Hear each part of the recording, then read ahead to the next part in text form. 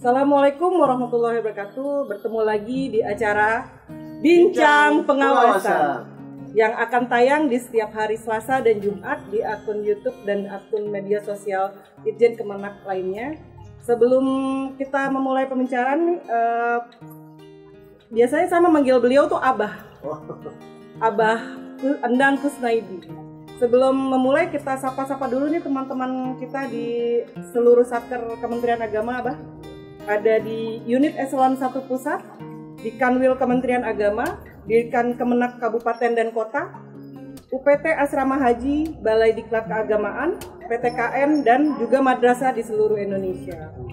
Untuk awalnya saya akan memperkenalkan beliau sebagai narasumber kita hari ini. Beliau itu adalah Bapak Endang Kusnadi selaku Kepala Subag Perencanaan dan Anggaran pada bagian perencanaan, organisasi dan hukum Inspektorat Jenderal Kementerian Agama ya, Bah ya. Jadi kali ini kita akan membahasnya soal perencanaan, Abah. Ya.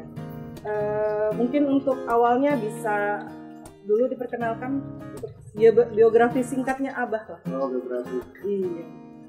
Ya. Baik, Mbak Tia, makasih. Iya. Host pada kali ini. Nama lengkap Endang Kusnadi ya. Usia berapa ya kira-kira? Masih muda. Masih muda ya. Ya, ini kelihatan tua aja. Masih muda. Ya sekitar masih di bawah 40 tahun lah. 38 tepatnya ya. Saya asli Bogor. Pendidikan semuanya di Bogor. Ya, dari SD sampai kuliah pun di Bogor. Dan alhamdulillah dapat pendamping juga orang Bogor apa? Orang Bogor juga? Bukan, orang Depok tapi yang kebetulan kuliah di Bogor. Alias satu kampus ya. Itu. Kemudian saya sendiri masuk ke instansi pemerintah ini ataupun di Kementerian Agama itu tahun 2008 dan itulah pengangkatan CPNS ya. Kemudian selama sampai 2015 itu alhamdulillah mengikuti semacam asesmen ataupun seleksi ya untuk mengikuti eselon 4. Dan pada tahun itu 2012 saya dipercaya oleh pimpinan untuk menjadi ketua verifikasi dan laporan. Saya sempat juga menjadi staf. Oh iya. Bapak. Kemudian tidak lama dari situ juga 2016 akhir, berarti nggak nyampe 2 tahun ya. Itu dipercaya di Kepala Sebagian Perencanaan dan Anggaran sampai dengan saat Kepala Sebagian Perencanaan dan Anggaran unik ya, bagian perencanaan organisasi dan hukum. Mungkin nggak ada lagi di instansi lain di nomenklaturnya seperti itu ya. Mungkin itu ya singkatnya ya. Ya, berarti sejak awal pengangkatan sebagai CPNS itu Abah tuh memang sudah ditempatkannya di sini ya?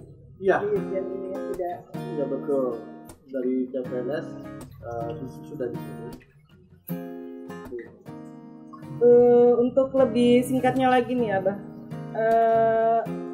mungkin ada beberapa pemirsa kita yang mungkin masih awam gitu untuk masalah perencanaan apa-apa. Kalau misalnya duduk di Subag Ortala atau itu mungkin mereka sudah sedikit lebih banyak untuk mengetahui gitu kan.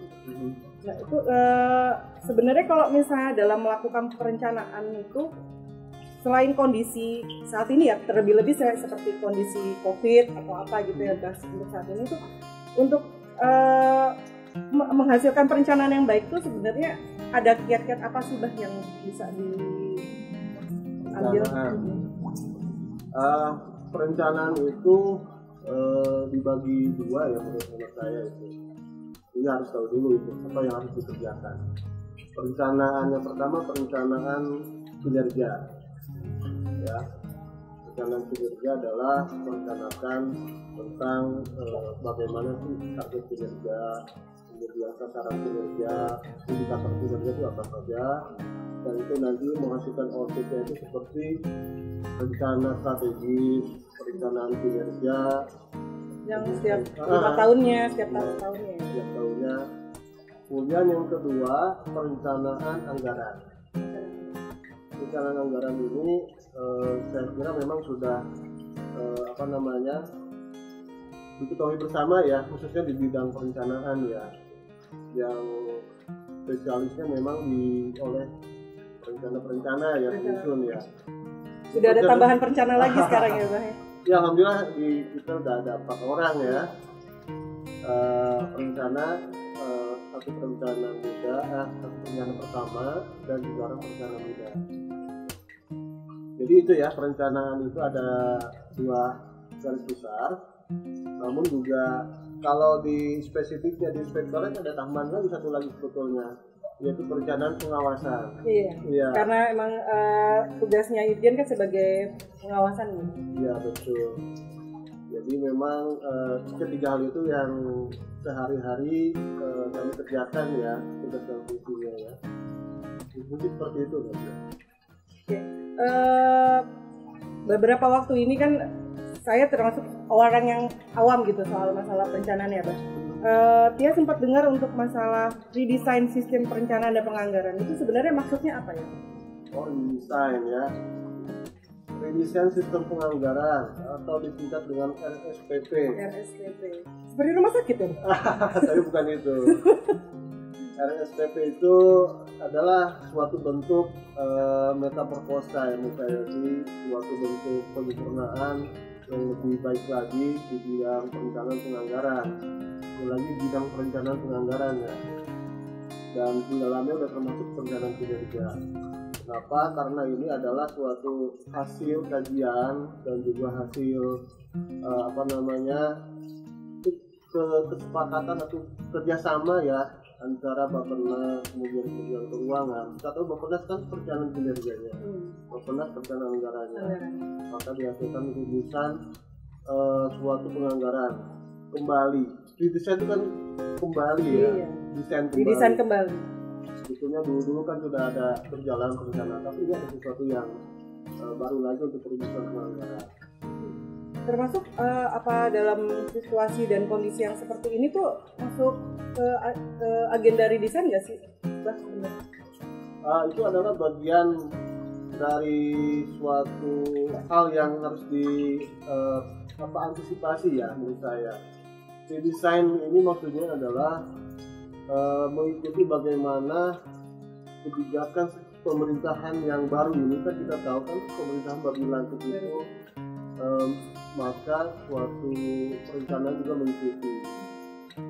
Dan ini sudah dipikirkan sebetulnya tahun lalu dan berjalan pada tahun ini, dan runningnya itu tahun depan, begitu tahun 2021. Yaitu kalau boleh singkatnya saya sampaikan adalah penyederhanaan, menurut saya lebih banyak penyederhanaan dalam program dan kegiatan ya. Termasuk kita ya, bagian kita inspektorat. Inspektorat itu dulunya adalah program pengawasan akuntabilitas kan. Nah, sekarang seperti PKPT seperti itu ya, Pak? Ya, itu bagian dari program itu ya. Sekarang sudah menjadi posisi bukan program lagi inspektorat itu ya, tapi adalah diturunkan lebih satu tingkat, itu di level kegiatan. Itu jadinya inspektorat masuk dalam program dukungan manajemen. Resminya itu ya, dukungan manajemen yang dimana diberikan tanggung jawab itu ada 3 instansi, yaitu Inspektorat Jenderal, Sekretariat Jenderal, dan Badan Diklat. Jadi satu program jadinya.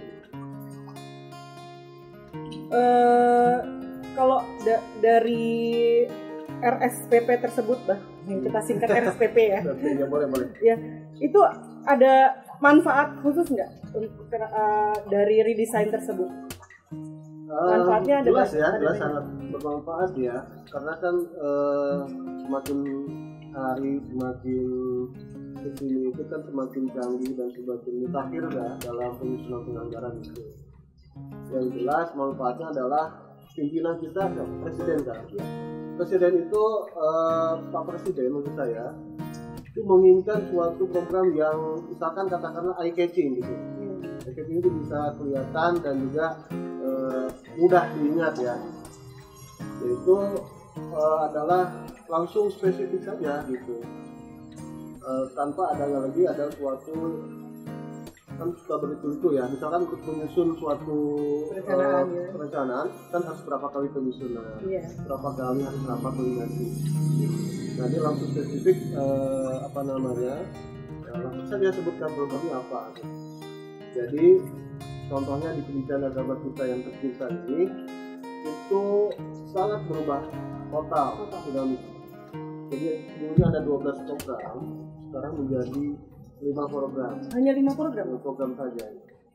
Dan salah satunya tadi berarti berkurang jauh sekali ya, Pak? Berkurang jauh sekali. Dan itu imbasnya adalah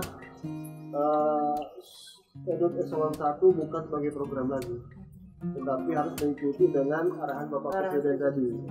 Misalkan Dukungan manajemen sudah pasti ya, dukungan manajemen itu harus ada.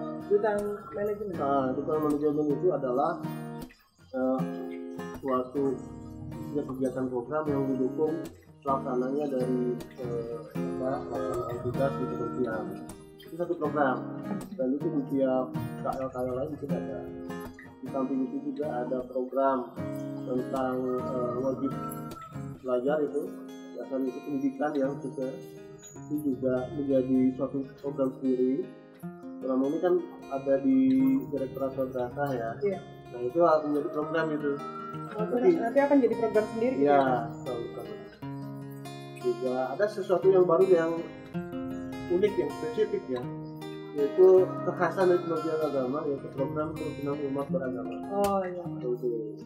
Yang kita tahu bahwa ini kan di bawah KUB kan di Sekjen. Nah itu selama ini kan di bawah KUB ya. Tapi akan dinaikkan ke level menjadi program KUB. Jadi akan jadi program tersendiri ya, Bang? Sendiri ya. Dari redesign sistem perencanaan anggaran itu juga ada nggak sih, Bah, pedoman-pedoman yang yang bisa menjadikan acuan gitu loh untuk? Oh ya, ada. Pedoman itu kan berlandaskan kepada yang tadi kami sebutkan itu dua kementerian lembaga ya, itu Bappenas dan Kementerian Keuangan. Itu telah menerbitkan tentang pedoman penyusunan desain sistem anggaran. Itu isinya adalah bagaimana penyusunan KRO, kegiatan dan output, dan RO itu bahasanya sekarang ya, KRO dan RO. KRO dan RO. Ya, tidak RKKL lagi gitu ya, Pak? Apa masih juga? Masih juga RKKL. Kan dulu kita kenal adanya kegiatan output ya. Iya, nah, sekarang berubah menjadi KRO, RO. Oh, nanti akan berubah seperti itu ya, Pak? Nah, itu telah menghasilkan suatu pedoman kita bersama dalam penyusunan rencana strategis, juga pedoman penyusunan rencana kerja, pedoman penyusunan rencana anggaran. Itu saya kira mungkin ya tinggal. Jadi pedomannya itu sekitar mengacunya kepada itu aja gitu ya, Bang? Iya. Hasil yang diinginkan dari redesign sistem perencanaan dan anggaran tersebut tuh apa ya? Hasilnya sangat kelihatan ya kemarin. Mungkin Mbak Tia pernah tahu tentang pagu indikatif. Ya. Sekarang udah pagu anggaran sebetulnya. Nanti satu tahap lagi tentang alokasi anggaran, itu tahap terakhir. Pada saat pagu dari indikatif kemarin, itu kita ukuran ya mungkin menjelang daripada pidato presiden, itu telah mengumumkan ya besaran pagu dari KL untuk yang tahun akan datang gitu 2021 ya, termasuk di Kementerian Agama. Nah dari situ terungkap bahwa kelihatan adanya penyederhanaan program. Oh gitu. Iya. Dulu itu ada 428 program. 428 program. 28 program. Dari seluruh kementerian dan KL. Dari seluruh kementerian dan KL. Jadi nggak cuma Kementerian Agama aja? Tidak. Kalau digabungkan ada 428. Iya. Sekarang hanya. Jangan-jangan Kementerian Agama yang paling banyak programnya atau gimana, Bah? Soalnya kan satkernya juga banyak sekali ya, ada 4.679 satker. Tidak, satker banyak, tapi program kita hanya 12 waktu itu. Oh. Ini kan dari 4.000 sekian itu program kita hanya 12 gitu? Iya, hanya 12. Jadi betul dari satu kita banyak, kita kan terpisah ya, tapi sudah diatur menjadi 12 program. Dan itu imbasnya adalah di mana seperti di Tanggal Berkemenat itu kan bisa terdiri dari beberapa program ya. Yeah. Nah, itu nanti seperti itu pengaturannya. Dan menyambung yang tadi dari 428 program itu ternyata kemarin kami baca itu disederhanakan hanya 102 program saja. Itu bisa dipersempit jadi seperti itu? Iya. Terus kami bilang tadi kan dari 12 program hanya 2 program aja Kementerian Agama. Iya, dari Kementerian Agama. Iya, itu suatu hal yang menurut kami suatu apa ya, polusi ya di bidang penganggaran. Ini betul-betul berubah. Itu malah memperingan pekerjaan perencanaan atau gimana? Ya, sebetulnya sih kalau dilihat ini kan tujuan mulia daripada RSPP ini adalah untuk meningkatkan efektivitas ya dalam penyusunan atau meningkatkan kualitas penganggaran.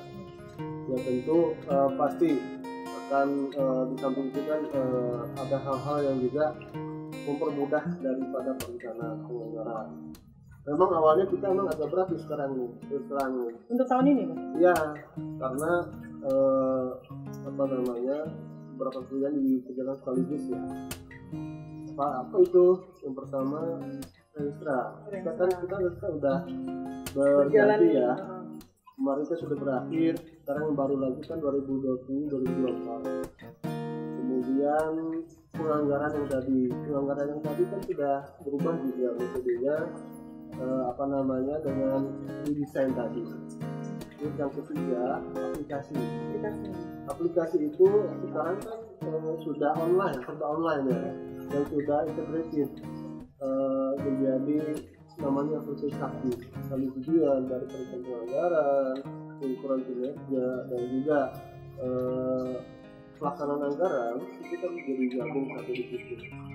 Sehingga bedanya adalah bagaimana kalau untuk akselerasi penganggaran kita itu lebih harus siap kuota, pastikan kuota cukup. Nah itulah. Kalau di daerah ya kita pastikan juga kita sudah bekal cukup. Memang sih kita bisa lakukan di mana saja ya. Namun juga aplikasi dipastikan jaringannya harus baik. Itu aja sih mungkin. Juga membutuhkan server yang bagus juga ya, Pak ya? Iya, komputer yang bagus tentunya. Komputernya bagus tentunya ya. Berarti untuk melakukan perencanaan tersebut ya bisa benar-benar jalannya itu mobile ya, Pak ya? Mau berada di mana aja harus bisa.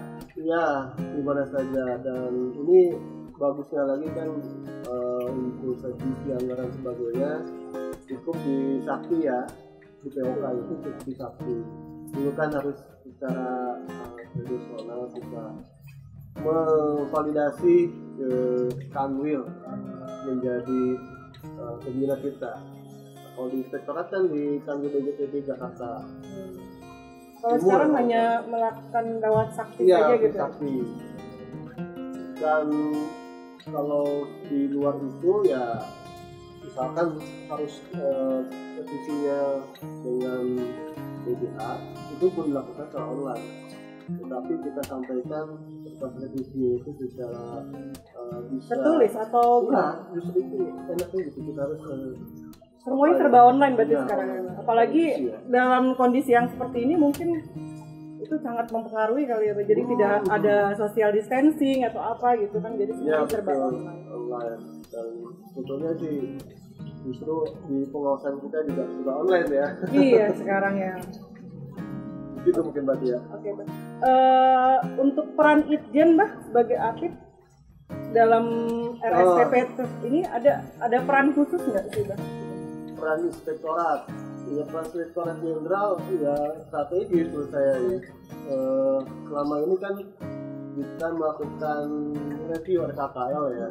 Review RKKL dilakukan dalam 2 masa, itu masa pagu anggaran dan juga alokasi. Nah itu selama ini kan masih dengan program yang lama dan belum ada input pengetahuan tentang hal-hal yang baru. Iya. Maksud saya Bisa jadi corong juga ya Bah gitu ya. Ya, mungkin di Kemenkyu mungkin lebih dulu ya, maksudnya tentang fokus review terhadap RSPP ini ya. Ya memang peran kita aktif itu sebetulnya adalah yang tadi dijelaskan, itu harus bisa mengawal setiap unit yang menjadi PIC. Sekarang namanya PIC program. Itu harus bisa memastikan kegiatan prioritas, kemudian juga yang menjadi mandatori itu harus berjalan dengan yang menjadi tertuang di prioritas nasional ataupun SKP. Kemudian juga harus peran aktif adalah mengawal juga keselarasan antara yang dituangkan dalam anggaran dengan perencanaan strategis dalam RPJMN ya, yang sudah ada. Itu harus dipastikan tuh harus ini gitu ya, harus ada dan harus selaras. Dan juga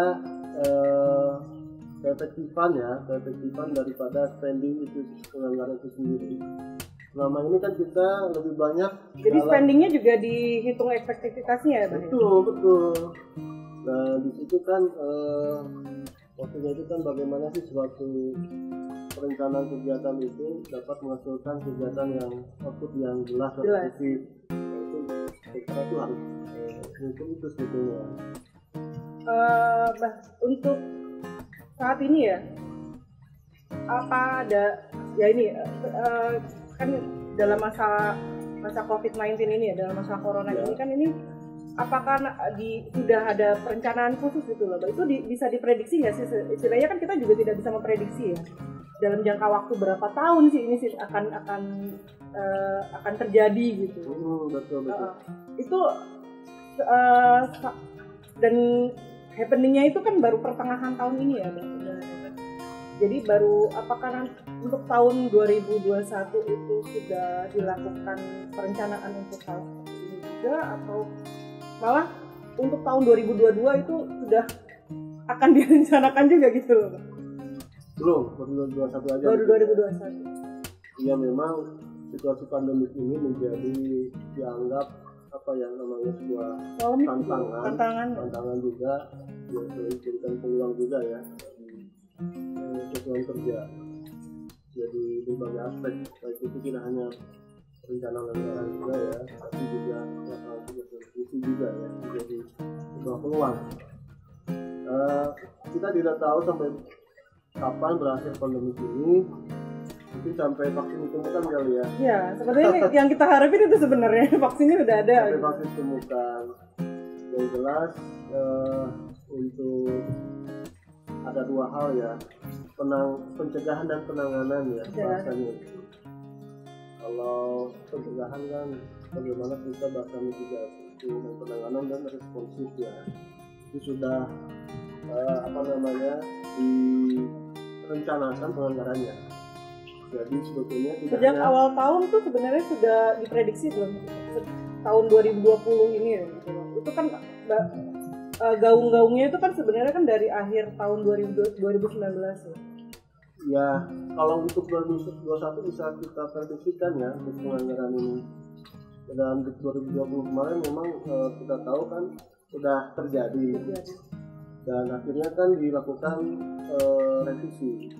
Yang pertama kali itu mungkin Mbak Tia pernah dengar, itu dilakukan penghematan anggaran. Yeah. Penghematan anggaran itu kan semua kena ya, termasuk di Kementerian Agama itu total ada 2 triliun lebih. 2 triliun? Iya, kalau di inspektorat itu kan menyumbang ataupun menghemat 21 miliar. 21 itu sudah kita lakukan revisi. itu tujuannya yaitu untuk penanganan COVID tadi. Di samping juga itu telah dilakukan restitusi anggaran yang sifatnya kalau di kita kan ini internal ya, karena kan kita tidak punya mungkin karena tidak ada KPI atau apa. Jadi lebih ke arah untuk perlindungan penanganan kepada pegawai dan pencegahannya juga ya Pak ya. Itu sudah ada anggarannya untuk yang apa namanya di tahun depan ditingkatkan lagi anggarannya itu, karena tidak hanya yang apa istilahnya kesehatan, tapi juga yang lainnya seperti apa itu sarana dan prasarana ya, juga akan di terkait dengan itu contohnya seperti apa Bah yang akan dilakukan. Nah ini kita kan mau merubah pola pengawasan ya ke depan. Ya ke depannya seperti nggak cuma sekedar pengawasan aja ya Bah, tidak terkait itu soal masalah kegiatan kita juga kan banyak yang berubah gitu loh untuk seperti full board, full day atau apa kan juga banyak yang jadi berubah itu. Ya kita apa namanya nanti ada suatu perubahan yang mendasar nanti ya tahun depan itu yang kita harapkan juga seperti yaitu pola pengawasan kita yang sifatnya langsung face to face mungkin akan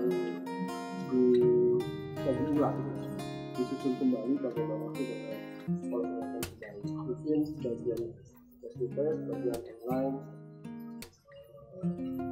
ada juga bilang apa kawan-kawan kita juga dengan remote audit dan juga yang sebetulnya sudah kita tetap dari visi yang tahun sebelumnya itu pengawasan berbasis audit. Ya itu sudah sebenarnya gaungnya udah dari tahun 2019 kali ya Pak. Sekarang kita akan perkuat. Tentunya ada beberapa hal yang harus dilakukan. Yang jelas yang pertama harus disiapkan bagaimana SDM-nya juga mungkin ya. Dan yang paling penting adalah regulasi dulu ya. Regulasi dulu, ada pedomannya dulu dan sudah ditetapkan kita pertama audit itu. Kemudian juga SDM juga kita perkuat. Kemudian yang ketiga salpras nanti yang disampaikan tadi. Kita tahu kan kalau online itu kan seperti media saat ini ya, kita bikin pengawasan ini kan ada media apa namanya kamera, ada tripodnya, ada apa lagi dan mikrofon sebagainya. Nah itu tentunya di setiap wilayah kan mesti ada ya, setiap wilayah minimal ada beberapa tersedia. Kemudian di sekretariat juga sering melakukan apa namanya koordinasi yang virtual begitu dan sebagainya juga harus difasilitasi. Saya kira itu sih itu termasuk bagian daripada anggaran untuk restitusi tadi ya penanganan untuk kita itu. Oke Bah, sepertinya sudah banyak yang sudah dijelaskan Abah ini udah ini banget nih kayaknya sudah saya yang darinya belum tahu apa itu RSPP Bang. Jadi sedikit banyak kayaknya sudah mengerti dan paham gitu. Semoga pemirsa Bincang Pengawasan juga dapat memahami hal tersebut dan bisa diambilkan menjadi pengetahuan ya Bah ya. Ya mudah-mudahan. Untuk terakhirnya nih Bah, bisa nggak tolong disebutkan pesan untuk ASN Kementerian Agama ya, khususnya juga untuk Ditjen nih, teman-teman kita kan ada beberapa yang untuk mendukung pencegahan dan penyebaran COVID-19 nih Bah. Dalam tatanan new normal ini kira-kira ada nggak pesan yang mau disampaikan oleh Abah? Apa ya, menurut saya sih mengikuti daripada pesan yang disampaikan oleh pemerintah. Dan ingat, Pak Presiden kan mencanangkan 3M ya, cuci tangan, pakai masker, dan menjaga jarak. Itu yang harus menjadi pedoman kita, khususnya bagi Pak ASN di bidang pengawasan ya. Tentunya kan kalau kami kan di sekretariat ya, pengawasan yang sering bertemu dengan audisi, ingat-ingat itu ya. Ya, saat ini kan juga beberapa rekan kita kan sedang menjalankan tugas gitu. Betul, sedang dinas gitu. Ya, semoga sehat selalu dan lancar tugasnya, kembali dalam keadaan sehat. Itu yang jadi harapan ya. Iya, bertemu dengan keluarga kembali dalam keadaan sehat itu yang kita harapkan. Terima kasih pada Pak Endang Kusnaidi, ya. Abah Endang Kusnaidi. Sekian bincang pengawasan hari ini. Wabillahi taufiq wa hidayah. Wassalamualaikum warahmatullahi wabarakatuh.